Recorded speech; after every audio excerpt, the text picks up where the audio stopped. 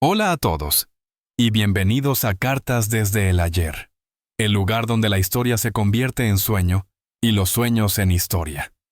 En las vastas e inmensas aguas que separan dos mundos, aún invisibles el uno para el otro, existía un imperio que se alzaba en su máxima gloria. Mientras las carabelas de la corona de Castilla navegaban lentamente hacia lo desconocido del otro lado del océano, el imperio azteca se encontraba en la cima de su poder. Una civilización que vivía su propio amanecer, brillante y poderoso. Una civilización tan vasta que en la dedicación de su templo más sagrado, el Templo Mayor, se dice que más de 80 prisioneros de guerra fueron sacrificados a sus dioses en solo 4 días. Este era el mundo que los marineros europeos estaban a punto de encontrar. El corazón de este imperio era la ciudad de Tenochtitlán, una maravilla de ingeniería y belleza que flotaba en medio del lago Texcoco. Sus arquitectos e ingenieros habían construido una metrópolis que rivalizaba con las más grandes ciudades de Europa, conectada a tierra firme por gigantescos diques y calzadas.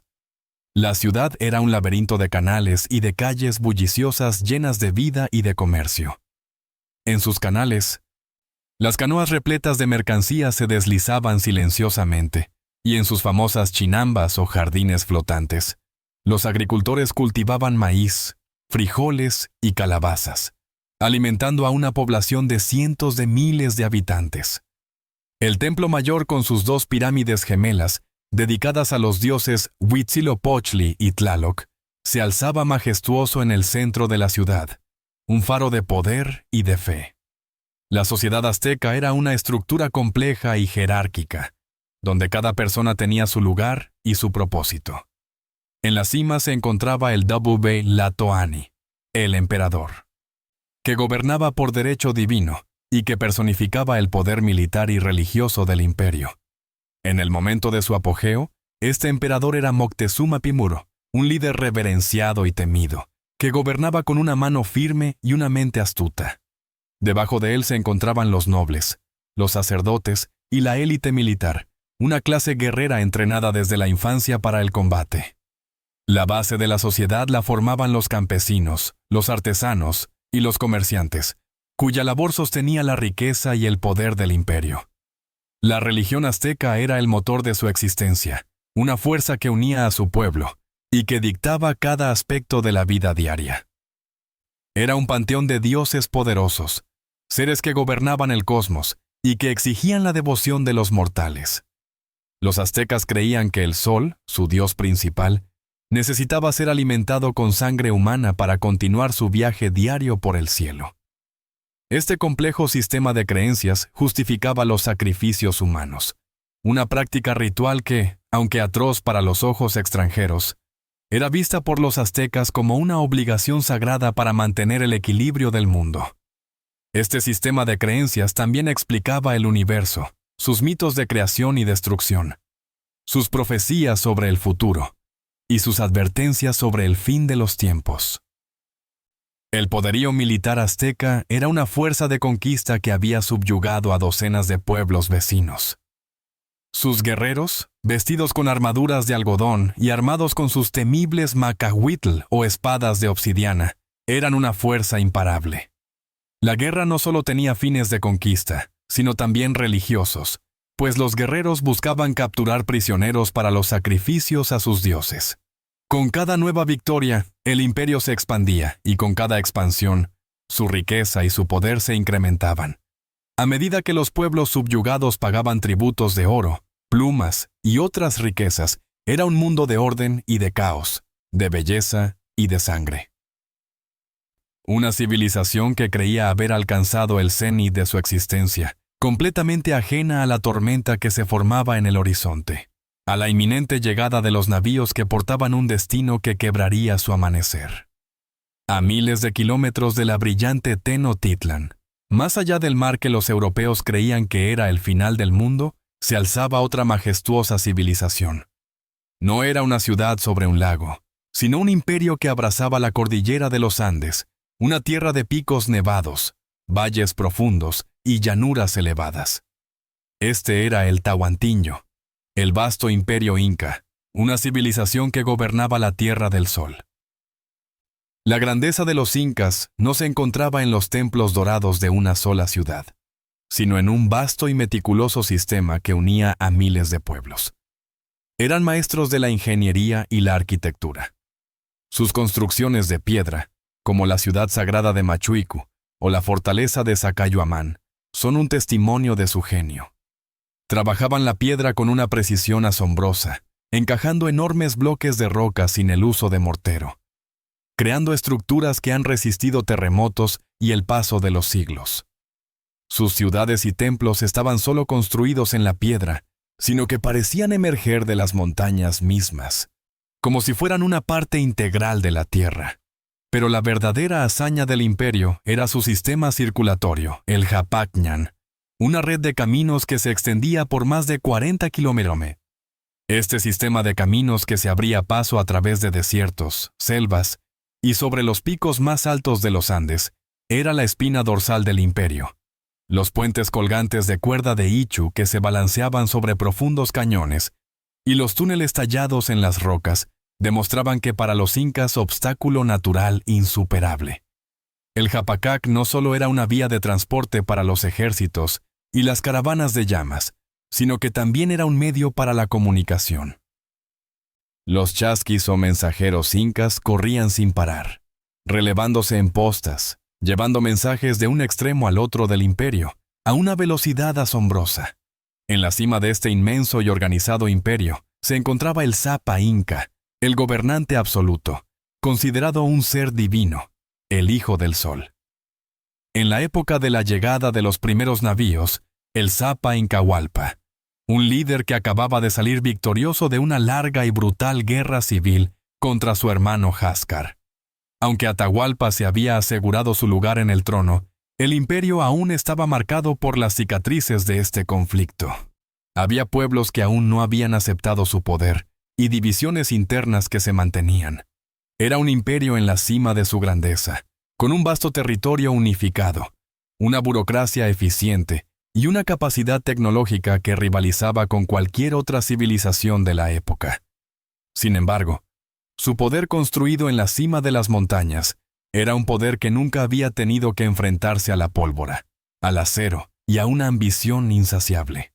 Sus guerreros, su sistema de caminos y su inmenso poder no estaban preparados para el tipo de amenaza que estaba por desembarcar en sus costas.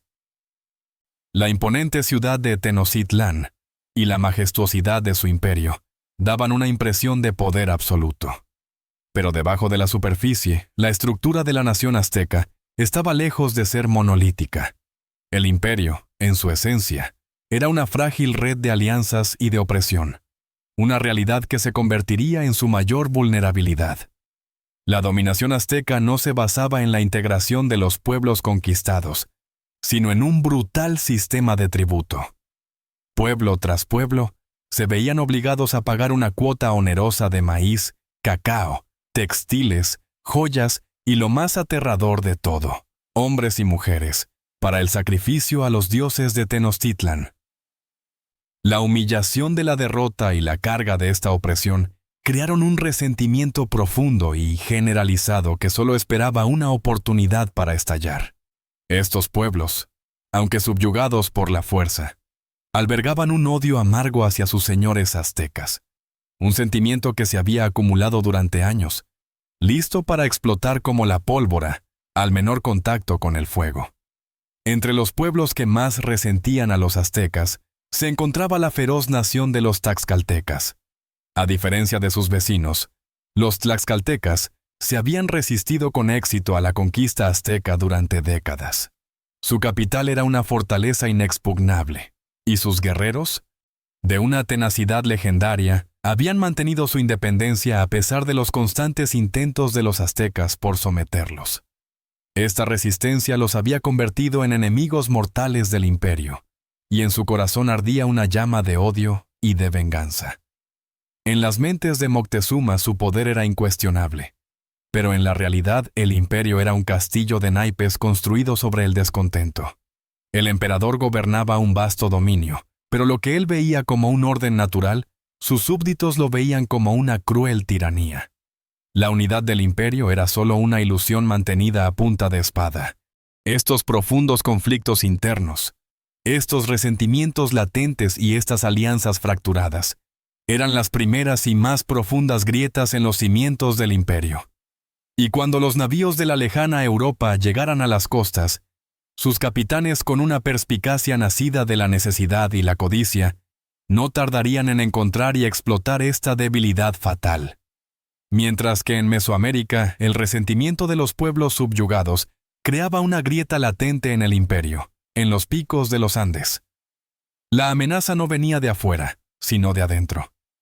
A miles de kilómetros de las naves que navegaban hacia el oeste, el imperio inca más brutal y devastadora de todas las guerras. Una guerra civil tras la muerte del Zapa Incainapac, y la posterior epidemia de una extraña enfermedad que diezmaría a la población. Sus dos hijos, los hermanos Jascar y Atahualpa, se enfrentaron en un conflicto fratricida por el control del Tahuantinsuyo. Jascar, el heredero legítimo del trono, se atrincheró en la capital. Cusco, mientras tanto, Atahualpa, con un ejército feroz y leal, se proclamó inca en el norte del imperio. Lo que siguió fue una lucha por el poder sin cuartel, una guerra que dividió a los generales, los sacerdotes y a los pueblos del imperio, enfrentando a hermano contra hermano, ciudad contra ciudad. La guerra civil incaica no fue solo una lucha por la sucesión. Fue una sangrienta demostración de poder que diezmó la élite militar y agotó los recursos del imperio. Los historiadores estiman que murieron cientos de miles de guerreros y civiles, y las cicatrices del conflicto se extendieron por todo el vasto imperio. Cuando los navíos europeos se acercaron a las costas, no encontraron una civilización unificada en su apogeo, sino una que acababa de salir de una devastadora guerra. En el momento de la llegada de los españoles, Atahualpa había triunfado, capturando y encarcelando a su hermano Jascar, pero su victoria era amarga. Aún tenía que consolidar su poder, sofocar las últimas rebeliones y curar las heridas de un imperio destrozado por la desconfianza y la desunión. Esta guerra interna fue una de las mayores debilidades del imperio. Las poderosas divisiones que la guerra había creado serían las mismas que los astutos capitanes españoles. Al mando de solo un puñado de hombres, aprovecharían para enfrentarse a una civilización que de otra forma habría sido imposible de conquistar. El poderío de los imperios azteca e inca era inquebrantable. Pero no eran solo las tensiones políticas o las guerras internas las que los debilitaban. Antes de que los navíos europeos llegaran a las costas, un tipo de miedo mucho más profundo ya se había instalado en las mentes de los líderes. El miedo a lo desconocido, a la profecía, a la llegada de una calamidad. En el corazón de la cosmología azteca, existían mitos y profecías que se tejían alrededor del posible regreso del dios Quetzalcóatl, la serpiente emplumada. Este dios, a diferencia del sediento Huobutzcílople, era una deidad de la luz, de la sabiduría y de la paz, que había partido hacia el este y había prometido regresar para reclamar su trono. La fecha de su regreso era incierta, pero los sabios del imperio estaban atentos a las señales, a los presagios que se manifestaban en el mundo. Y en los años previos a la llegada de los españoles, el cielo y la tierra se llenaron de ellos. Las crónicas de la época hablan de una serie de augurios que aterrorizaron a los líderes aztecas. Un cometa de fuego cruzó el cielo durante enteras. Una pirámide de humo ardía en el firmamento sin fuente aparente. Y en el lago Texcoco, el agua hirvió y se levantó en una ola gigantesca que inundó la ciudad. La gente escuchaba por las noches el llanto desesperado de una mujer, una voz que advertía de la inminente destrucción del imperio. Para un pueblo que vivía en un universo gobernado por el destino y los dioses, estos no eran simples eventos naturales, sino señales directas de una gran calamidad. La figura de Moctezuma II, el todopoderoso emperador, era la más afectada por esta ola de incertidumbre y de miedo. Era un líder sumamente religioso y estaba obsesionado con las profecías. A medida que más y más presagios llegaban a sus oídos, su confianza y su habilidad para tomar decisiones firmes se vieron afectadas. En lugar de prepararse para una guerra, Él y sus sacerdotes se dedicaron a consultar oráculos y a buscar el significado de las señales, preguntándose si los barcos que se aproximaban no eran los heraldos de la profecía, que traerían la llegada del dios Quetzalcóatl. Esta parálisis en el corazón del poder, este miedo a lo profético se convirtió en una de las mayores vulnerabilidades del imperio. Las tensiones con los tlaxcaltecas y las guerras de conquista ya habían sembrado las semillas del resentimiento, pero el miedo, a lo sobrenatural, a lo desconocido, sembró el terror en la mente del emperador y de sus consejeros. Y un imperio, por muy vasto y poderoso que sea, es tan fuerte como lo sea su líder. En el corazón de un imperio ya fracturado por la incertidumbre y el presagio, la realidad se manifestó de la manera más extraña y terrorífica posible. Moctezuma, el todopoderoso emperador, se encontraba en sus aposentos cuando los mensajeros, con los rostros pálidos de agotamiento y miedo, llegaron a su presencia. No eran portadores de buenas nuevas, sino de un relato que parecía arrancado de un mito. Las crónicas aztecas relatan que hablaban de montañas que flotaban sobre el mar con monstruos de 2 cabezas, caballos y jinetes y hombres blancos con barbas largas que disparaban rayos y fuego. La primera reacción de Moctezuma, un líder religioso antes que un guerrero, no fue la de convocar a sus ejércitos, sino la de un líder sagrado enfrentado a un misterio divino. Los presagios que habían atormentado su reinado finalmente habían cobrado forma. La llegada de hombres barbudos de piel clara desde la dirección en que Quetzalcóatl, la serpiente emplumada, había partido. No podía ser una coincidencia. Su mente prisionera de la profecía interpretó el evento no como una amenaza militar, sino como el regreso de un dios.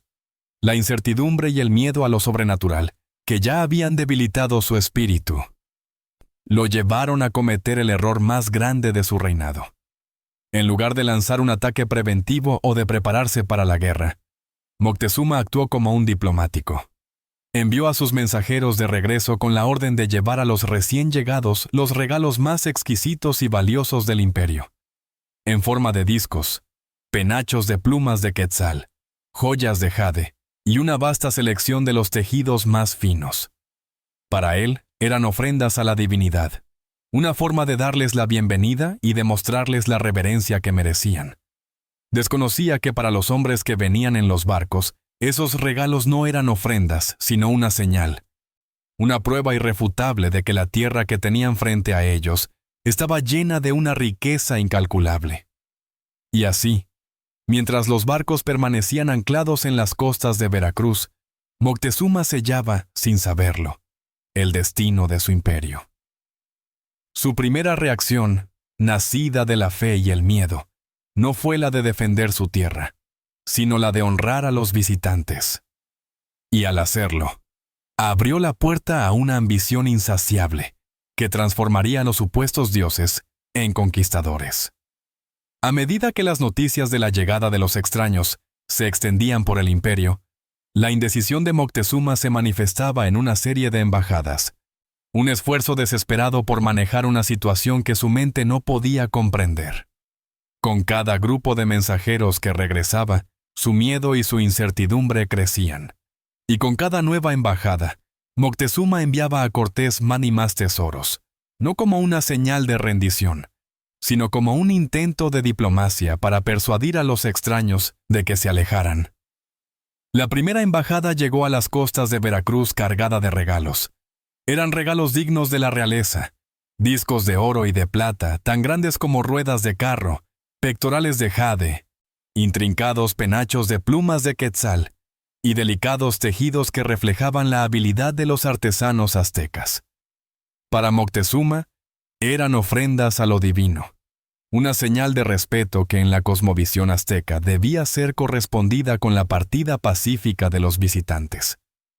Desconocía que sus gestos de diplomacia para los hombres que venían en los barcos eran una señal de una riqueza inimaginable.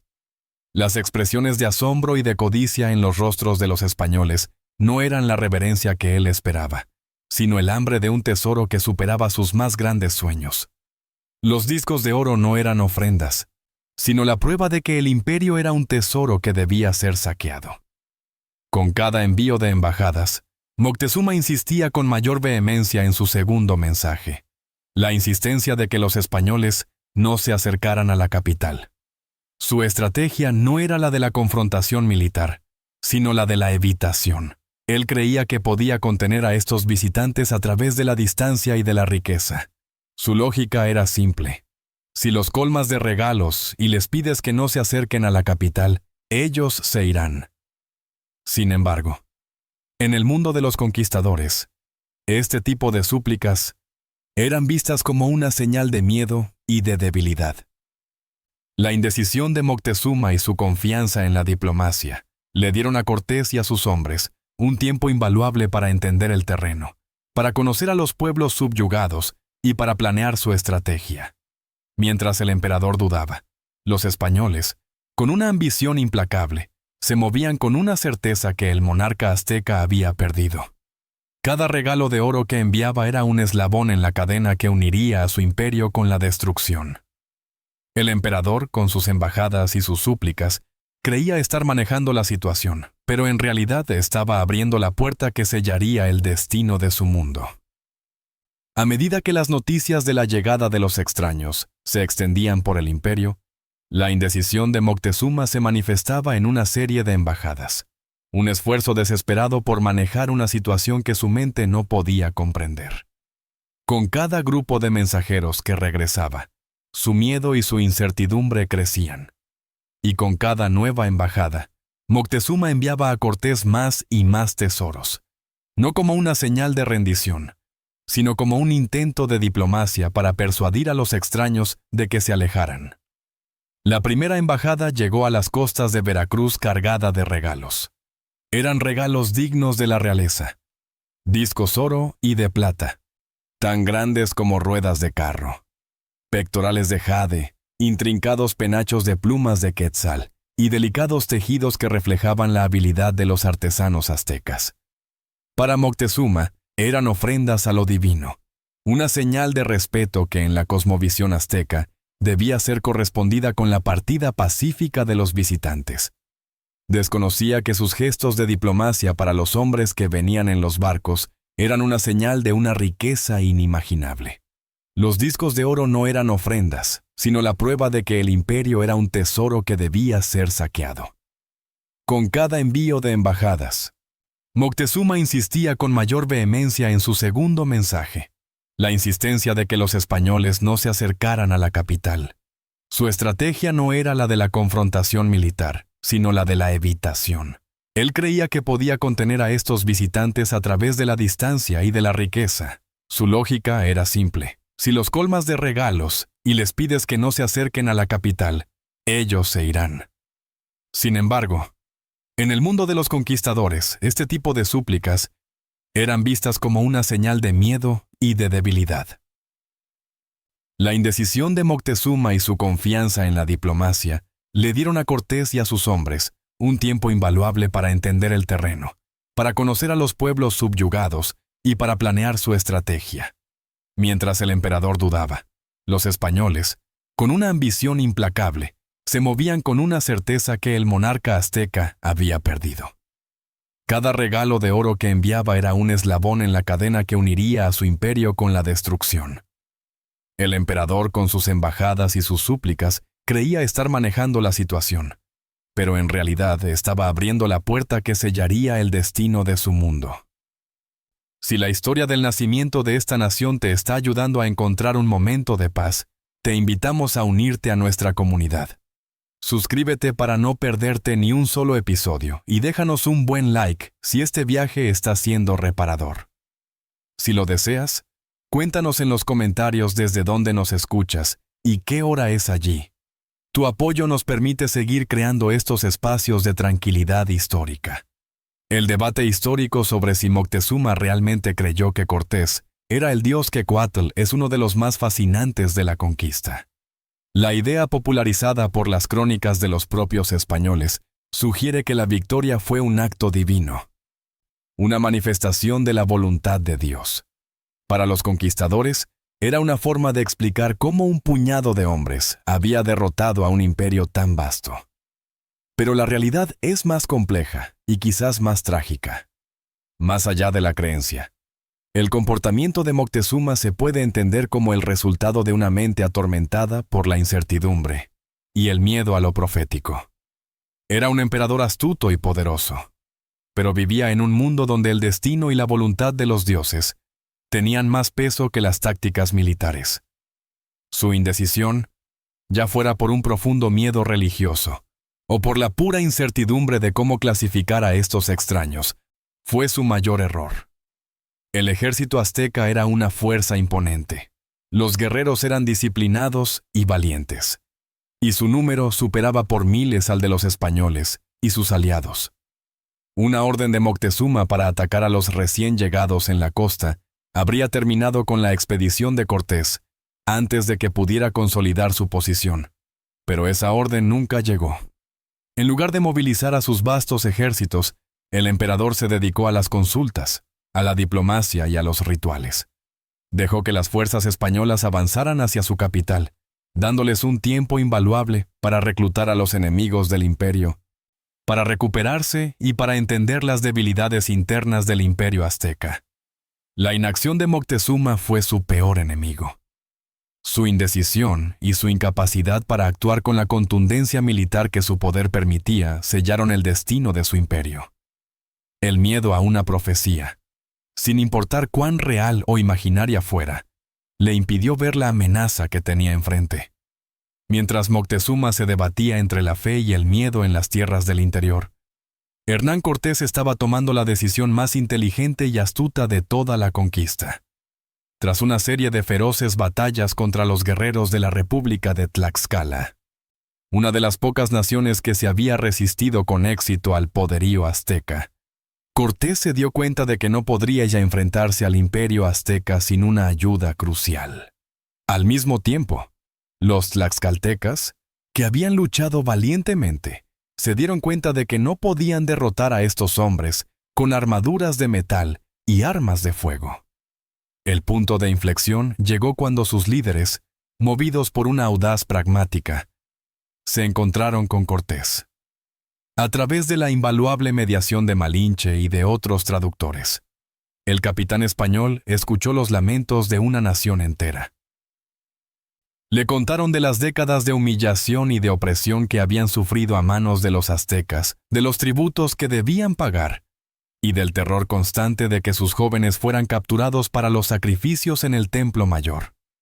Para los tlaxcaltecas, el imperio azteca no era una fuerza unificadora, sino una tiranía. Y el oro de Tenochtitlán no era una manifestación de la grandeza de su señor, sino la prueba de una brutal dominación. En ese momento crucial, Cortés se dio cuenta de su mayor arma. No eran sus cañones, ni su caballería, sino las profundas divisiones políticas del mundo que había encontrado.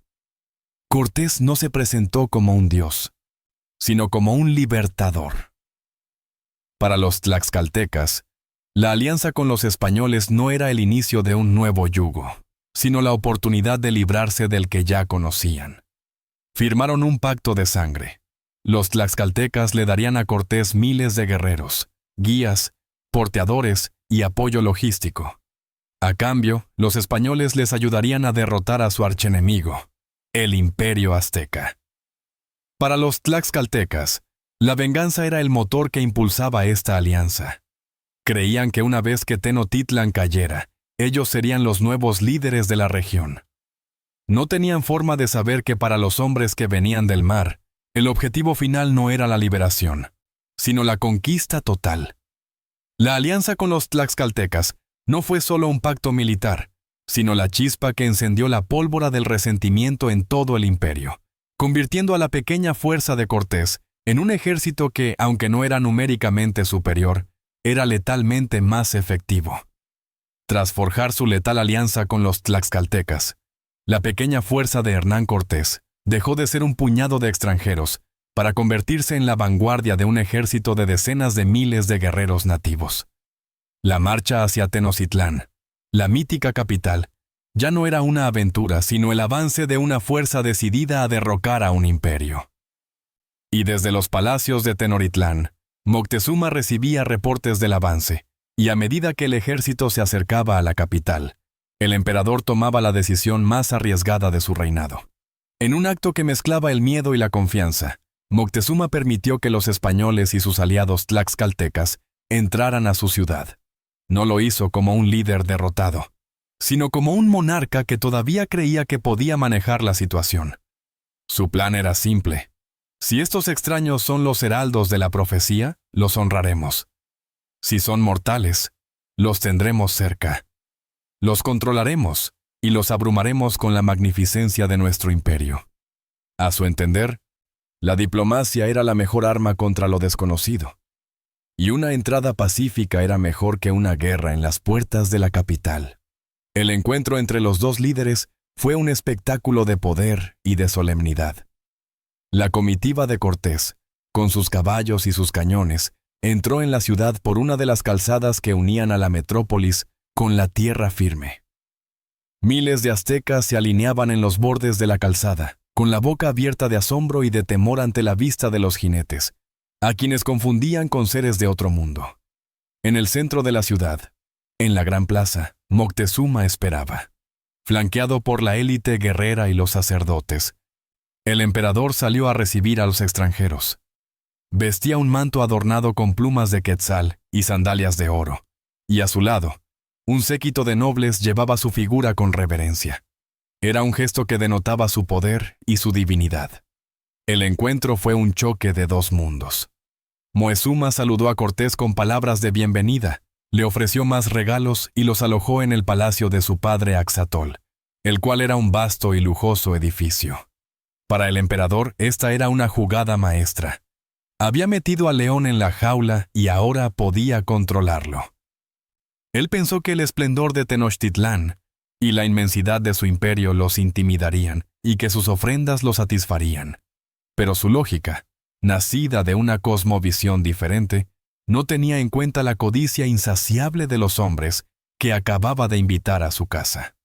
Con esa entrada, Moctezuma creyó que tenía el control sin saber que acababa de abrir la puerta a un nuevo yugo que nadie en su imperio vería venir. Mientras en la costa de México los navíos españoles ya eran un hecho, en las remotas alturas de los Andes, la historia avanzaba por un camino diferente, pero con un destino similar. Aquí no eran las profecías y el miedo a los extraños lo que había debilitado al imperio, sino una guerra que lo había desgarrado por completo desde su interior. En el corazón de este vasto imperio, el Tahuincillo Atahualpa había triunfado. Su victoria sobre su hermano Xáscar fue total, una demostración de una voluntad de hierro y una estrategia militar implacable. Después de años de una sangrienta guerra civil que había enfrentado a los ejércitos del norte contra los del sur, Atahualpa había logrado capturar a su rival y ahora se dirigía a la ciudad sagrada del Cusco para ser coronado como el único y legítimo Zapa Inca. El camino que tomó, el majestuoso Capacñán, no era solo un camino de piedra, sino el camino del vencedor, una demostración de poder que se extendía a lo largo de miles de kilómetros. A su paso, las tropas de Atahualpa celebraban, pero su victoria tenía un sabor amargo. El imperio inca, a pesar de la victoria de su nuevo gobernante, estaba exhausto. La guerra civil había diezmado a la población, desorganizado la agricultura y drenado las arcas del Estado. Las cicatrices del conflicto eran visibles en cada valle, en cada pueblo que había tomado partido por uno u otro hermano. Las élites militares estaban diezmadas. Y la población, cansada de la lucha, solo deseaba paz. El imperio estaba victorioso, sí, pero también era vulnerable, pues su cohesión interna estaba fracturada. Atahualpa, en el pico de su poder, creía que lo peor ya había pasado. Desconocía que la guerra civil no era la crisis final, sino el preludio de una tormenta que se acercaba desde el mar. Justo cuando el imperio estaba en su punto más débil, una pequeña expedición de hombres liderada por un capitán tan ambicioso como él, Francisco Pizarro, desembarcaba en sus costas. El Inca, confiado en su fuerza y en la reciente victoria, no tenía forma de saber que estos extraños no eran simples exploradores, sino los presagios de un destino que acabaría con su imperio. Mientras el victorioso Atahualpa se movía por los Andes, consolidando su poder sobre un imperio devastado por la guerra civil, las noticias de la llegada de los extraños le llegaban de una manera muy diferente a como le llegaron a Moctezuma. En el palacio de Cajamarca, los mensajeros incas, los chasquís, llegaron ante su presencia, agotados por el largo viaje, con una descripción de hombres barbudos, con armas que escupían fuego y con armaduras que parecían estar hechas de la piel de un armadillo. Pero la reacción de Atahualpa no fue de miedo, sino de curiosidad y de un profundo desdén. A diferencia del emperador azteca, que estaba atado por la superstición y la profecía, Atahualpa era un líder militar, un hombre que había ganado su trono con la fuerza de su espada y la lealtad de sus guerreros. Él había derrotado a los ejércitos de su propio hermano Huáscar, que eran los más poderosos que el imperio había conocido. ¿Qué era entonces un puñado de extranjeros comparado con la grandeza de su imperio? La respuesta en su mente era nada.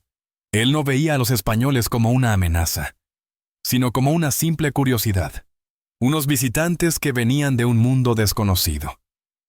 Atahualpa subestimó completamente el poder y las intenciones de los españoles. No entendía la codicia que los impulsaba, ni la brutalidad que los había llevado a conquistar otros pueblos. Veía sus cañones y sus caballos como objetos extraños y fascinantes, no como instrumentos de conquista. En su confianza de que el poderío de su imperio era absoluto, decidió no huir ni enfrentarlos en el campo de batalla, sino que se preparó para un encuentro diplomático en Cajamarca, convencido de que él estaba en control de la situación. Para él, la reunión en Cajamarca sería una demostración de su poder. Se presentaría ante los extranjeros con todo su esplendor, con su vasto ejército de guerreros, y los asombraría con la grandeza del imperio. Creía que podía atraparlos fácilmente o simplemente enviarlos de vuelta al mar. No tenía idea de que su confianza era su mayor vulnerabilidad y que su subestimación sería su perdición. Mientras Atahualpa se preparaba para el encuentro, los españoles, con una ambición ilimitada y una crueldad que él no podía comprender, estaban preparándose para un acto de traición que cambiaría el curso de la historia. Mientras Atahualpa, en la cúspide de su poder, subestimaba la amenaza que tenía enfrente. El pequeño grupo de españoles liderado por Francisco Pizarro estaba trabajando en una estrategia de supervivencia y de traición. Acampados en la recién desocupada ciudad de Cajamarca y rodeados por un ejército de decenas de miles de guerreros incas, Pizarro sabía que un ataque frontal era un suicidio. Su única oportunidad era la astucia, el engaño y el factor sorpresa.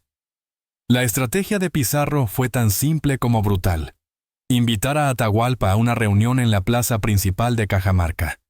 A través de sus emisarios, el capitán español le envió un mensaje de paz y de buenas intenciones, invitando al Inca a un encuentro para discutir un tratado. La invitación era un acto de diplomacia, pero en la mente de Pizarro era una trampa mortal. Mientras el mensaje de amistad llegaba a los oídos de Atahualpa, los españoles se preparaban para la emboscada. Ocultaron a su caballería y a sus soldados en los edificios de la plaza, con sus cañones listos para disparar. Atahualpa, con la arrogancia de un líder invicto, aceptó la invitación. Para él, un encuentro con un puñado de extranjeros no era un riesgo. Su confianza estaba en el tamaño de su ejército, que acampaba a las afueras de la ciudad, un mar de guerreros que podía aplastar a los españoles con un solo movimiento. Él no veía la plaza de Cajamarca como una trampa, sino como un escenario. Decidió que entraría en la ciudad con un séquito de nobles y de dignatarios, sin un solo guerrero armado, convencido de que su divinidad y la inmensidad de su imperio eran suficientes para intimidar a los extraños. Creía que él era el que estaba en control, el que manejaba la situación, y que una vez que el encuentro terminara, los españoles serían enviados de regreso al mar con sus peticiones ignoradas. Fue una de las mayores equivocaciones de la historia. Atahualpa En su arrogancia no podía entender que los extranjeros no eran prisioneros de su propia moral o de su propia etiqueta. Su lógica basada en el poder militar y en una cosmovisión diferente le impidió ver la traición que se escondía detrás de la invitación, un error que le costaría no solo la libertad, sino la vida y la corona de su imperio. En la tarde del 16 de noviembre de 1532, la plaza de Cajamarca en el corazón de los Andes se convirtió en el escenario de uno de los actos de traición más brutales y decisivos de la historia. Mientras el sol descendía, la pequeña fuerza de Francisco Pizarro, compuesta por 168 hombres, se escondía en los edificios que rodeaban la plaza, sus nervios a flor de piel, sus espadas desenvainadas y sus cañones listos. Afuera, un ejército de 80,000 guerreros incas esperaba pacientemente, sin saber que su líder, su Dios viviente, estaba a punto de caminar directamente hacia una trampa. Atahualpa, con una confianza nacida de su poder y de la victoria, entró a la plaza en una gran procesión. No traía a sus guerreros armados, solo a una vasta comitiva de nobles y de dignatarios, todos desarmados, convencido de que su divinidad era un escudo suficiente. Iba en una litera dorada elevada por sus nobles, con un séquito tan numeroso que el historiador Bernal Díaz del Castillo diría que parecía que iba con su reino entero. L'inca se movió con un aire de absoluta majestad, entrando a una plaza que, para su sorpresa, estaba completamente vacía. El silencio de la plaza se rompió cuando el fraile Vicente de Valverde salió de la nada. Sostenía un crucifijo en una mano y una Biblia en la otra, y se acercó a Atahualpa. El fraile le pidió a través de un traductor que abandonara sus creencias paganas y que se convirtiera al cristianismo. Para el incaprensible, no tenía idea de lo que era la Biblia ni de lo que era el cristianismo. En un acto de confusión o de rechazo, Atahualpa tomó la Biblia y la arrojó al suelo. Este acto, una falta de respeto a la fe católica para los españoles, fue la señal que Pizarro había estado esperando. El fraile le gritó a ellos. Las campanas de la iglesia sonaron, y los cañones ocultos dispararon con un estruendo que rompió el silencio de las montañas. La caballería de Pizarro, hasta ese momento escondida, salió de los edificios con un galope atronador. El efecto fue devastador. El pánico se apoderó de la multitud. Los caballos que los incas nunca habían visto eran como monstruos, y el sonido de las armas de fuego era como el de un trueno. En el caos, los guerreros incas sin armas fueron masacrados en cuestión de minutos. El único objetivo de los españoles era Atahualpa. Los nobles que lo llevaban intentaron protegerlo, pero no fueron un rival para el acero español. En un instante, la litera fue derribada, y Pizarro mismo, con una determinación feroz, capturó al emperador. El acto de traición fue un éxito. En un solo golpe, sin una sola batalla campal, Pizarro había decapitado el imperio inca. La captura de Atahualpa fue una herida mortal para una civilización que lo veía como un dios viviente. El destino del imperio, que estaba a punto de ser coronado, quedó sellado en el momento en que su líder fue capturado en un acto de traición. En la oscuridad de una celda en Cajamarca, el Zapa inca Atahualpa pasó de ser un dios viviente a un prisionero de guerra, despojado de sus vestiduras reales, de su poder y de la divinidad que lo rodeaba. El emperador experimentó una humillación que para su pueblo era un sacrilegio. Para los incas, la caída de su líder significaba el colapso del orden cósmico. Pero Atahualpa, en su cautiverio, observó a sus captores y notó su obsesión insaciable con un metal brillante que para su pueblo era de un valor diferente. En su desesperación por recuperar la libertad y malinterpretando la naturaleza de la avaricia española, Atahualpa les hizo una oferta que se convertiría en una de las más famosas y trágicas de la historia.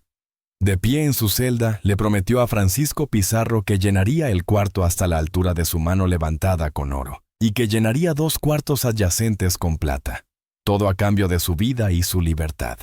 Era una promesa que parecía imposible. pero que Atahualpa, como un rey que había sido capturado por un ejército de bandidos, estaba dispuesto a cumplir. Para Atahualpa y su pueblo, esta decisión era un intento de apelar a la lógica. Para él, oro no era moneda de cambio, ni un símbolo de poder. Era el sudor del sol, un metal sagrado sin valor intrínseco. Se usaba para decorar los templos, para crear obras de arte que honraban a los dioses o para adornar a los monarcas divinos. Para Atahualpa era algo que podía ser entregado, una herramienta para apaciguar a los extraños y que se fueran. Él pensó que una vez que los españoles tuvieran el oro, su codicia sería saciada y lo dejarían libre. Fue un error de cálculo fatal, lo que él veía como un objeto sagrado sin utilidad. Los españoles lo veían como la llave del poder absoluto en Europa. El oro que Atahualpa entregó no apaciguó su codicia, sino que la encendió hasta el delirio. Los cientos de miles de toneladas de oro, que llegaron de todos los rincones del imperio inca, no sirvieron para comprar su libertad, sino que sirvieron para sellar su destino. Cuando el rescate estuvo completo y los españoles tuvieron en sus manos una fortuna inimaginable, ya no necesitaban al inca vivo. Su valor para ellos había llegado a su fin. Su fatal decisión, basada en una profunda incomprensión de dos mundos, lo condenó a la muerte. Mientras en los Andes, el Zapa Inca Atahualpa sellaba su destino con una promesa de oro en la ciudad de Tenochtitlán. El destino del emperador Moctezuma llegaba a su fin de la forma más trágica y controvertida. Moctezuma, un prisionero de sus propios huéspedes españoles, se había convertido en una sombra de lo que fue. Su poder se había esfumado, y la reverencia de su pueblo se había convertido en desilusión. La situación explotó cuando Pedro de Alvarado, el lugarteniente de Cortés, dejó a cargo de la ciudad. Ordenó una masacre de los nobles aztecas durante una ceremonia religiosa. El acto, que fue un intento de intimidar a la población, provocó una rebelión total. El pueblo, enfurecido y desilusionado, se levantó en armas y asedió el palacio donde los españoles y su emperador Ren se habían atrincherado. En medio del caos y de la batalla, Moctezuma, instado por los españoles, subió a la terraza del palacio para intentar calmar a su pueblo, pero ya no era el emperador reverenciado, sino un traidor a los ojos de su gente. La narrativa de su muerte es uno de los puntos más oscuros y debatidos de la conquista. Y las versiones que nos han llegado son contradictorias. La versión española, la de los conquistadores, afirma que Moctezuma fue apedreado por su propio pueblo. Según el cronista Bernal Díaz del Castillo, el emperador intentó hablar, pero fue recibido con una lluvia de piedras y flechas. Una de las piedras lo golpeó en la cabeza y murió días después a causa de las heridas. Esta versión es conveniente para los conquistadores, pues los absuelve de la culpa de la muerte del emperador. Sin embargo, las crónicas indígenas que se escribieron años después por historiadores tienen una historia diferente. Afirman que cuando los españoles se dieron cuenta de que Moctezuma ya no era útil para controlar al pueblo, simplemente lo asesinaron. Su cuerpo, sin vida, fue arrojado fuera del palacio para que el pueblo lo viera. Su muerte, ya fuera por las manos de su propio pueblo o por las de sus captores, fue el resultado de su inacción y de la traición que le impidió ver el verdadero peligro que se cernía sobre su imperio. La muerte de Moctezuma no puso fin a la guerra, sino que marcó el comienzo de una lucha desesperada y sangrienta por el destino del imperio azteca. La captura de Atahualpa había conmocionado al imperio, pero su muerte lo desintegraría por completo. A pesar de que el Inca había cumplido su promesa de llenar la habitación con oro y plata, los españoles no tenían intención de dejarlo ir. El inmenso tesoro que había reunido, en lugar de comprar su libertad, se convirtió en el sello de su sentencia de muerte. Los conquistadores, ahora con una riqueza inimaginable, ya no necesitaban a un prisionero.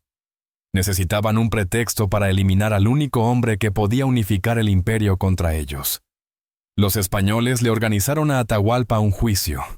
Fue una farsa legal, una burla a la justicia que demostraba la crueldad de la conquista.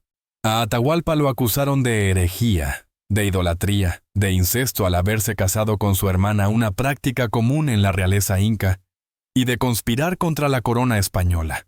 El inca, que no hablaba español, no tenía ni idea de lo que se le acusaba, ni tenía un abogado que pudiera defenderlo. La sentencia ya estaba dictada antes de que el juicio comenzara. Sería ejecutado en sus últimos momentos. Los sacerdotes españoles le ofrecieron el bautismo, prometiéndole que si se convertía al cristianismo, no sería quemado en la hoguera. Atahualpa, un pragmático hasta el final, aceptó el bautismo y en un acto de humillación final fue ejecutado con el garrote. Su muerte no fue un acto de batalla, sino una ejecución judicial. Su muerte marcó el fin de la línea de los Zapa incas. Para los incas, su emperador era un dios vivo, el hijo del sol.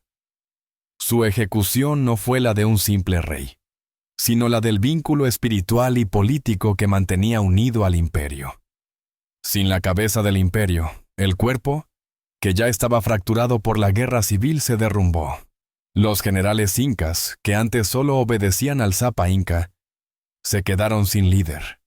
Y el vasto sistema de caminos, que una vez fue el símbolo de la unidad del imperio, se convirtió en una vía para la conquista de los españoles. La muerte de Atahualpa no fue el resultado de una batalla, sino la causa del colapso de una de las civilizaciones más grandes de América. Tras la muerte de Moctezuma, la indecisión y la parálisis de su reinado fueron reemplazadas por la voluntad de hierro de un nuevo líder, el nuevo emperador Cuauhtémoc, cuyo nombre significa águila que desciende. Se alzó como el último y más valiente de los guerreros aztecas. A diferencia de su predecesor, Cuauhtémoc no estaba paralizado por las profecías. Era un guerrero, un estratega, y el líder que el imperio necesitaba en su hora más oscura. Su primera y única misión fue clara: defender Tenochtitlán hasta el último aliento. La defensa de la capital, que duró más de 80 días, fue uno de los actos de heroísmo más asombros de la historia. El ejército de Cuauhtémoc, a pesar de estar diezmado por la viruela y de estar sin alimento, se enfrentó a los españoles y a su vasto ejército de aliados indígenas con una ferocidad inigualable. La batalla se libró en las calles, en los canales y en las azoteas de los edificios. Los aztecas luchaban con la desesperación de un pueblo que estaba defendiendo su hogar, su fe y su modo de vida. Los españoles, con sus cañones y su caballería, fueron repelidos una y otra vez por la resistencia feroz de un pueblo que se negaba a rendirse. Cuauhtémoc demostró ser un líder militar brillante. Sus guerreros se movían con una agilidad impresionante en los canales, lanzando ataques sorpresa desde canoas.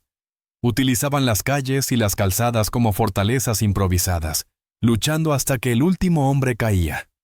Pero el tiempo, el hambre y la enfermedad estaban del lado de los invasores. Los españoles cortaron los acueductos, privando a la ciudad de agua potable, y sus cañones demolían los templos y los edificios.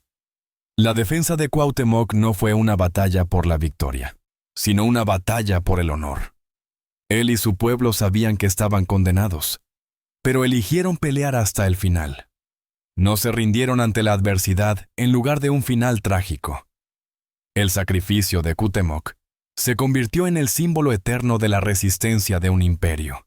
Su heroísmo, su coraje y su disposición a morir por su tierra, en lugar de rendirse, lo han convertido en una figura legendaria, el último gran guerrero de un imperio que se negaba a morir sin pelear. A pesar del heroísmo y del valor de Cuauhtémoc, el destino de Tenochtitlán estaba sellado. La viruela, el hambre y el incesante ataque de los españoles y sus miles de aliados indígenas hicieron que la situación fuera insostenible. La ciudad, una vez un brillante centro de poder, se había convertido en un cementerio con cuerpos amontonados en las calles y con el hedor de la muerte en el aire. El 13 de agosto de 1521, la resistencia final se concentró en el último reducto de la ciudad. El emperador, con su familia y sus guerreros más leales, intentó escapar en una canoa, pero fueron interceptados y capturados. Cuauhtémoc, el último de los Tlatoani, se rindió a Hernán Cortés.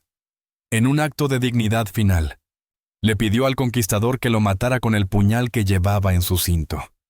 Él había hecho todo lo que podía y ahora, con su imperio en ruinas, solo deseaba un final honorable.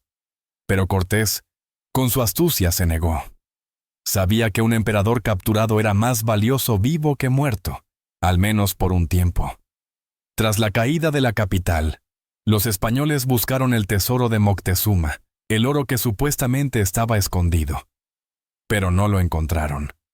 En un acto de brutalidad insoportable, Cortés ordenó la tortura de Cuauhtémoc y del señor de Tacuba, su primo. Los españoles les quemaron los pies y las manos con aceite hirviendo en un intento de obligarlos a revelar la ubicación del tesoro. El dolor era insoportable. En un momento de agonía, el rey de Tacuba miró a su emperador buscando consuelo o permiso para hablar. Y Cuauhtémoc, con la fuerza y la dignidad que lo caracterizaron hasta el final, le respondió con la frase que ha pasado a la historia como un grito de desafío y de coraje. ¿Estoy acaso en un lecho de rosas? La caída de Tenochtitlán y la tortura de Cuauhtémoc marcaron el fin del imperio azteca. La captura y la humillación de su último líder fue el epílogo trágico de la conquista. Su muerte 2 años después, por orden de Cortés, fue el último acto de una historia de resistencia heroica y sacrificio inigualable. El imperio se había ido, pero el espíritu de Cuauhtémoc, el último guerrero, se había convertido en un símbolo eterno de dignidad y de resistencia. Mientras la conquista avanzaba, se hacía evidente que la muerte de los emperadores no había sido el fin de la historia. Ni en Mesoamérica ni en los Andes, el espíritu de resistencia había muerto. La llama de la rebelión se encendió de nuevo en el imperio inca, esta vez liderada por un hombre que los españoles creían que podían controlar. Manco Inca, hijo del difunto emperador Huayna Capi, hermanastro de Atahualpa. Manco Inca fue inicialmente coronado por los españoles como un Zapa Inca títere. Por un tiempo, los españoles pensaron que habían encontrado un rey que podían manipular, pero su desprecio por la cultura inca y sus actos de brutalidad y de codicia demostraron que estaban equivocados, cansado de la humillación. Manco Inca escapó de la capital de Cusco y convocó a su pueblo a una rebelión total. Lo que siguió fue una guerra de guerrilla masiva y un asedio a las principales ciudades españolas que casi logró expulsar a los invasores. Con un ejército de decenas de miles de guerreros, Manco Inca sitió Cusco durante 10 meses en una de las batallas más feroces de toda la conquista. Los españoles, superados en número, estaban a punto de ser derrotados, y la victoria parecía estar al alcance de la mano. Cuando se hizo evidente que la rebelión de Manco Inca no podría derrotar a los españoles en una guerra abierta, el líder inca tomó una decisión estratégica. Él y sus guerreros más leales se retiraron a las remotas selvas, al este del imperio, donde fundaron un nuevo reino. Este lugar, conocido como Vilcabamba, se convirtió en el último bastión de la resistencia inca, desde su fortaleza escondida en las profundidades de la selva. Los incas de Vilcabamba continuaron la guerra por más de 3 décadas. La resistencia de Vilcabamba no fue una simple escaramuza, sino un testamento de que el espíritu del Tahuantinho no había sido quebrado. La resistencia de Vilcabamba terminó con la captura y ejecución de Túpac Amaru Io, el último de los incas en gobernar el reino. Su muerte marcó el final de la resistencia incaica, pero el legado de Manco Inca y del último bastión de Vilcabamba perdura como un símbolo de la lucha de un pueblo por su libertad y su identidad. Tras décadas de resistencia en el último reducto de Vilcabamba, el espíritu de la rebelión inca todavía ardía. Representado en la figura del último de los Zapa incas, Túpac Amaru Ia. Él, un joven y valiente líder, no había abandonado la esperanza de que un día su pueblo se libraría de los invasores españoles. Desde las remotas selvas de su reino, continuó la guerra de guerrillas, atacando a los españoles y a sus aliados y manteniendo viva la llama de la dignidad inca. Pero la corona española ya no toleraría la existencia de un estado inca independiente. El virrey Francisco de Toledo enviado por el rey para establecer el orden, decidió que la única forma de pacificar la región era terminando con la línea de sucesión de los Sapa Incas. En 1572 lanzó una expedición masiva para capturar a Túpac Amaru. Tras una breve pero feroz campaña, los españoles lograron penetrar en la selva y capturaron al último inca, a su familia y a su séquito. El rey fue llevado a la ciudad de Cusco, el corazón del imperio que sus ancestros habían construido para un juicio que, al igual que la de Atahualpa, sería una farsa. El juicio fue rápido, la sentencia fue la muerte.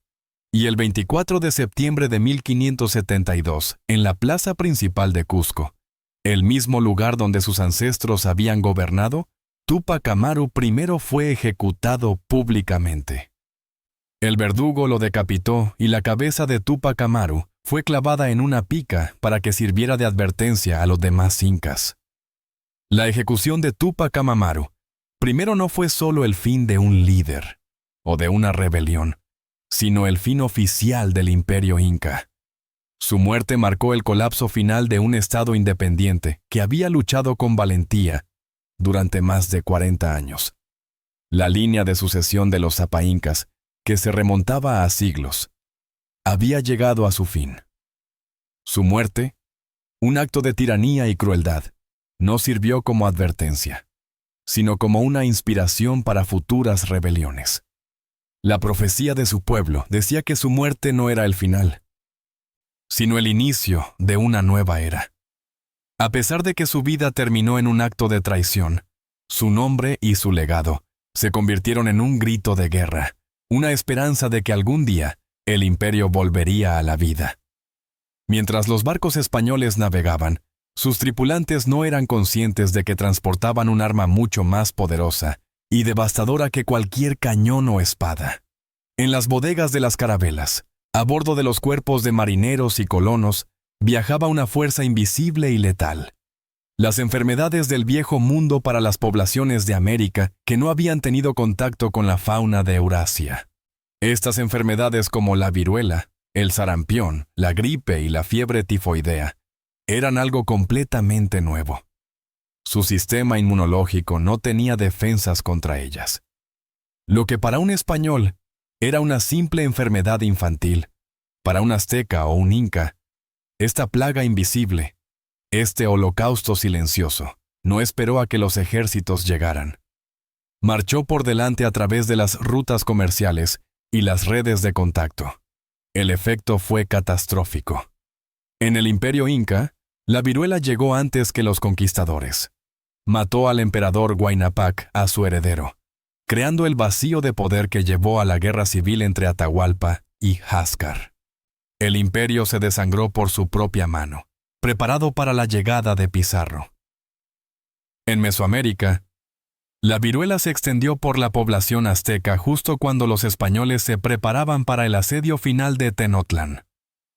Mató a una porción devastadora de los guerreros de Cuauhtémoc, así como a una parte de la población civil. Los aztecas, que ya estaban sitiados por la guerra, la falta de comida y de agua, se enfrentaron a un enemigo al que no podían ver ni combatir. Se dice que los cadáveres de los enfermos y los muertos se amontonaban en las calles, haciendo que la resistencia fuera una tarea imposible. El impacto de las epidemias fue mucho más brutal que el de la guerra. Mientras los ejércitos españoles y sus aliados mataban a miles, las enfermedades mataban a millones. Los historiadores estiman que entre el 50% y el 90% de la población nativa de América murió en los siglos siguientes a la llegada de los europeos. Los imperios no cayeron por las tácticas militares, sino por el colapso demográfico. Los dioses habían muerto, los líderes habían caído y el mundo se había desmoronado. No por un ejército de carne y hueso, sino por una plaga invisible que hizo más daño que cualquier guerra. La caída de los emperadores y el avance de las epidemias no fueron los únicos heraldos del fin. El verdadero trauma de la conquista fue la destrucción de un mundo, una implosión cultural que fue tan devastadora como cualquier guerra o enfermedad. No fue solo la conquista de una tierra, sino la aniquilación de una cosmovisión. A medida que los imperios caían, los conquistadores iniciaron una campaña de erradicación cultural, un intento de borrar el pasado para imponer un nuevo futuro. Lo primero que cayó fueron los símbolos de la fe nativa, los templos. Las pirámides y los altares, que eran el centro de la vida social y religiosa de las comunidades, fueron desmantelados y sus piedras se usaron para construir iglesias y conventos. En Tenochtitlán, el gran templo mayor, el corazón sagrado del imperio azteca, fue destruido y sobre sus cimientos se construyó la Catedral Metropolitana de la Ciudad de México. Fue un acto simbólico de dominio que le decía al pueblo que sus viejos dioses habían sido derrotados. A la destrucción de los templos le siguió la destrucción de la historia y del conocimiento. Los sacerdotes españoles, en su celo por eliminar la idolatría, quemaron miles de códices indígenas, que eran los libros que contenían la historia, la religión, la literatura y la ciencia de los pueblos nativos. Fue un acto de barbarie intelectual que borró la memoria de un continente al quemar los códices. Los españoles no solo destruyeron la historia, sino que también cortaron la conexión de los pueblos con su pasado. Los ancianos y los sabios, los portadores del conocimiento, se quedaron sin sus registros, y las nuevas generaciones no tenían forma de aprender sobre su herencia. Con la memoria borrada y los dioses derrotados, se impuso una nueva fe. El cristianismo, las ceremonias religiosas, los rituales, las creencias y los dioses que habían existido durante miles de años, fueron reemplazados por una nueva religión, un nuevo Dios y un nuevo rey. El idioma de los pueblos, la lengua de los dioses y de los ancestros fue reemplazado por el español. El idioma del conquistador, el fin de una era, no fue un evento único, sino un lento y doloroso proceso de desintegración cultural que dejó a los pueblos de América en un estado de trauma que perdura hasta el día de hoy. El mundo que existía antes de la llegada de los barcos había desaparecido para siempre, con los imperios caídos y los líderes muertos. El propósito de los conquistadores pasó de la aventura a la consolidación del poder. El mundo que existía antes había sido demolido, pero lo que lo reemplazó fue un nuevo orden social y económico. Un sistema brutalmente diseñado para extraer la máxima riqueza de la tierra y de la población que la habitaba. La herramienta principal de este nuevo orden fue la encomienda, un sistema que se disfrazaba de beneficio social, pero que era en realidad una forma de esclavitud legalizada. La encomienda no era una concesión de tierras, sino un repartimiento de personas. La corona española le otorgaba a un conquistador o a un colono el control sobre una cantidad de indígenas a los que se les obligaba a trabajar para él. La justificación de este sistema era que el encomendero, a cambio del trabajo y del tributo de los nativos, tenía la obligación de protegerlos, de enseñarles el español y de evangelizarlos en la fe católica. Pero en la práctica, las promesas de evangelización y protección fueron en su mayoría ignoradas. La encomienda se convirtió en un motor de explotación, una máquina que se alimentaba del trabajo forzado. Los indígenas, una vez dueños de sus tierras y de su destino, fueron forzados a trabajar en las minas, las plantaciones y en las haciendas de sus nuevos amos. Las condiciones en las minas eran inhumanas. En lugares como Potosí, en los Andes, los nativos eran forzados a trabajar en túneles claustrofóbicos a más de 4 cerros de altura para extraer la plata que los españoles enviaban a Europa. El aire era irrespirable, la luz era escasa y los accidentes eran comunes. La vida útil de un trabajador en una mina era de solo unos pocos años. En las plantaciones las condiciones no eran mucho mejores. Los nativos trabajaban largas jornadas con poca comida y sin descanso. Los castigos eran brutales, y las enfermedades se propagaban con una rapidez aterradora. El sistema de la encomienda no solo diezmó a la población nativa, sino que también la despojó de su identidad. Su trabajo ya no era para su comunidad o para su emperador, sino para un amo extranjero que solo veía en ellos una forma de enriquecerse. El fin de los imperios, que había sido sangriento y devastador, fue solo el preludio de un nuevo sistema de opresión que duraría siglos. frente a la brutalidad de la conquista. Los pueblos nativos no se quedaron de brazos cruzados, aunque su resistencia armada había sido aplastada. Una nueva forma de lucha más sutil y silenciosa había emergido. La resistencia cultural era una batalla no por la tierra, sino por el alma de sus pueblos. Una forma de lucha que les permitía preservar sus creencias y su identidad en la clandestinidad. El acto de resistencia más poderoso fue el sincretismo religioso. Los españoles podían destruir los templos y quemar los códices, pero no podían borrar las creencias de miles de años. Así, los indígenas comenzaron a fusionar a sus propios dioses con los santos católicos, creando una nueva fe que honraba a los antiguos dioses bajo la apariencia de la nueva religión. Por ejemplo, los nativos veían en la Virgen María a su propia diosa madre, Tonantzin, y en los santos a los espíritus de sus ancestros. Iban a las iglesias, se arrodillaban ante los altares de los santos y de la Virgen, pero en el fondo de su corazón estaban orando a sus propios dioses, un acto de fe que les permitía mantener viva su espiritualidad. Esta fusión no se limitó a la religión, sino que se extendió al arte y a la lengua. Los artistas nativos, obligados a trabajar en las iglesias y en los conventos, comenzaron a incorporar en sus pinturas y en sus esculturas símbolos de sus propias deidades. Un mensaje oculto que solo los iniciados podían comprender. Era una forma de subvertir la narrativa del conquistador y de mantener viva la historia de su pueblo. A pesar de la imposición del español, las lenguas nativas como el náhuatl en Mesoamérica y el quechua en los Andes no murieron. Se mantuvieron vivas en la intimidad de los hogares y en los mercados, convirtiéndose en un código secreto, una forma de comunicarse sin ser entendidos por los conquistadores. La supervivencia de las lenguas de las mayores formas de resistencia, pues la lengua es la memoria de un pueblo. Los nativos sabían que mientras hablaran sus propias lenguas, su identidad no sería borrada. La conquista había terminado la era de los grandes imperios, pero había dado inicio a una nueva era de resistencia silenciosa, un legado que perdura hasta el día de hoy. Frente a la brutalidad del nuevo orden colonial, algunos pueblos nativos encontraron una tercera vía de resistencia: el escape.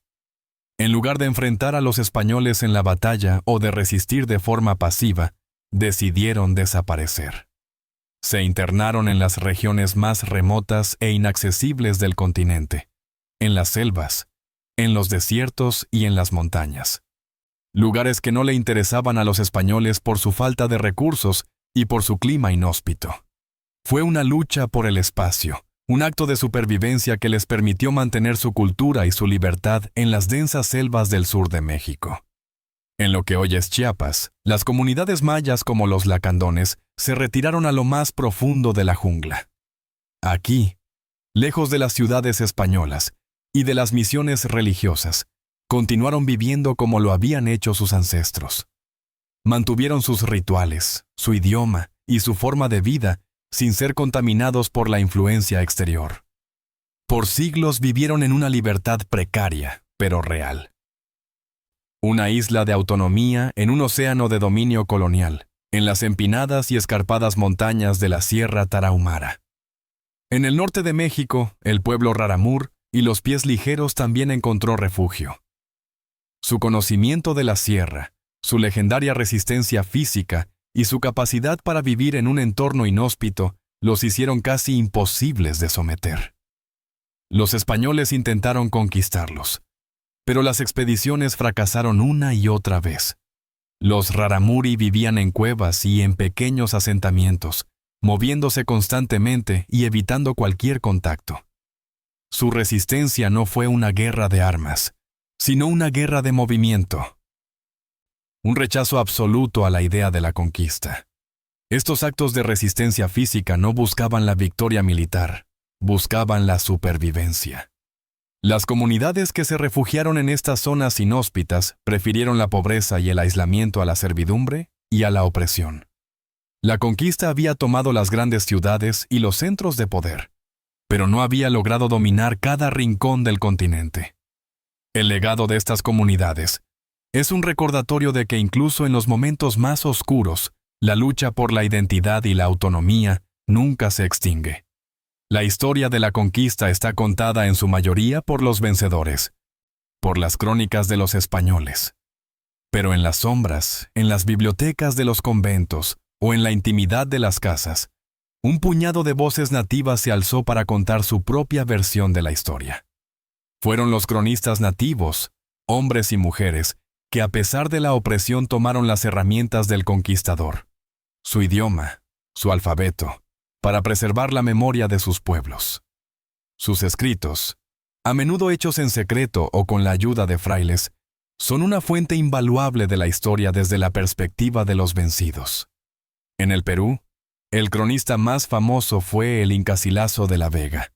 Él era un mestizo, hijo de un capitán español y de una noble inca, la princesa Isabel Chimpuoclo. Creció escuchando las historias de sus parientes maternos sobre el pasado glorioso del imperio inca y la tragedia de la conquista. Se fue a España a los 20 años y desde la distancia escribió su obra maestra, Los comentarios reales de los incas. Su libro es una crónica detallada y nostálgica del Tahuantinsuyo, un intento de preservar y honrar la cultura de su madre para la posteridad. Su relato es La voz de la melancolía, un recuerdo de un mundo que ya no existía. En México, las voces de los vencidos se conservaron de una manera diferente.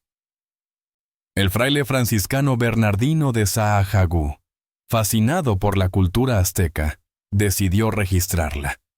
Trabajó con un grupo de sabios y de ancianos aztecas, los informantes nativos, que le dictaron y le escribieron en náhuatl, usando el alfabeto latino, todo lo que sabían sobre su civilización, sus dioses, su historia y crucialmente su versión de la conquista, su trabajo, el monumental Códice Florentino. Es una enciclopedia que narra la conquista desde la perspectiva de los aztecas, un testimonio de la valentía, el miedo y la confusión de un pueblo que vio cómo su desmoronaba. Estos textos, a menudo ignorados por los historiadores durante siglos, son la contraparte de las crónicas españolas. Son la prueba de que el legado de los imperios no fue borrado por completo. En ellos, la voz de los vencidos se alza para contar una historia de resistencia, de sacrificio y de dignidad. A través de sus palabras, podemos ver la conquista no como una victoria de la civilización, sino como un choque de mundos. Un evento que cambió para siempre el destino de un continente. Si las crónicas nativas fueron la voz escrita de la derrota, la oralidad fue el eco que resonó a través de los siglos. El trauma de la conquista no fue solo un evento histórico, sino una herida profunda que se transmitió de generación en generación, un dolor que se arraigó en la memoria colectiva de los pueblos nativos. A pesar de que los libros fueron quemados y los templos destruidos, las historias, las canciones y los rituales sobrevivieron, transmitiéndose de padres a hijos, un testimonio vivo de lo que había sucedido. Los ancianos, los sabios y los líderes que vivieron el colapso de sus imperios se convirtieron en los guardianes de la memoria. Contaron la historia de la llegada de los barcos, la profecía de Moctezuma, el heroísmo de Cuauhtémoc, la traición a Atahualpa y la caída de los dioses. Estas historias, a menudo contadas en secreto, no eran solo relatos de guerra, sino crónicas del dolor y del luto. El trauma de ver a sus familiares morir por la enfermedad, de ser forzados a trabajar en las minas y de ser obligados a abandonar a sus dioses, se convirtió en parte de la identidad cultural. La oralidad no fue solo una forma de recordar, sino un acto de resistencia cultural. A través de sus mitos, sus canciones y sus ceremonias, los pueblos nativos encontraron una manera de procesar el trauma y de mantener su herencia viva. Las canciones de lamento que hablan de la pérdida de la tierra y del mundo se convirtieron en un himno de resistencia silenciosa. La memoria de los héroes y de los mártires se mantuvo viva, y sus nombres como Cuauhtémoc, Quitupa, Camaru, se convirtieron en un grito de guerra, una esperanza de que algún día la opresión terminaría. La conquista no fue un final, sino el inicio de una nueva y compleja historia. El trauma de la memoria ha perdurado, pero también ha perdurado la resiliencia y la dignidad de los pueblos que sobrevivieron. Las culturas que se negaron a morir han florecido de nuevo, y su historia escrita en las crónicas, contada en la oralidad y vivida en el presente, es un recordatorio de que los pueblos y sus culturas pueden sobrevivir, incluso a los eventos más catastróficos. El trauma de la conquista y la opresión del colonialismo no mataron el espíritu de los pueblos nativos de América. Después de siglos de resistencia silenciosa, de vivir en la clandestinidad y de luchar por su supervivencia, el siglo XX trajo consigo un cambio. Lo que fue un recuerdo de dolor y de derrota, comenzó a transformarse en un símbolo de orgullo y de resistencia. Las voces que habían sido silenciadas durante 500 años comenzaron a alzarse de nuevo con una fuerza y una determinación que nadie esperaba. Estos movimientos indígenas nacidos de la injusticia y de la marginación se organizaron para reclamar lo que se les había arrebatado: su tierra, sus derechos y su dignidad. El objetivo ya no era solo sobrevivir, sino prosperar. En México, los descendientes de los mayas y de los aztecas, inspirados por el legado de Cuauhtémoc, se levantaron en movimientos por la autonomía y por los derechos de los pueblos originarios. En los Andes, los descendientes de los incas, inspirados por el legado de Tupac Amaru, se organizaron para reclamar las tierras de sus ancestros y para luchar por la representación política. Estos movimientos se expresaron a través del arte, de la cultura y de la política. Comenzaron a revivir y a celebrar sus tradiciones, sus lenguas y sus ceremonias. Una forma de reconectar con su pasado y de reafirmar su identidad. La música, el arte y la literatura se convirtieron en un medio para contar su propia historia. Artistas y escritores indígenas comenzaron a ganar un espacio en la cultura global, enseñándole al mundo la riqueza de sus civilizaciones.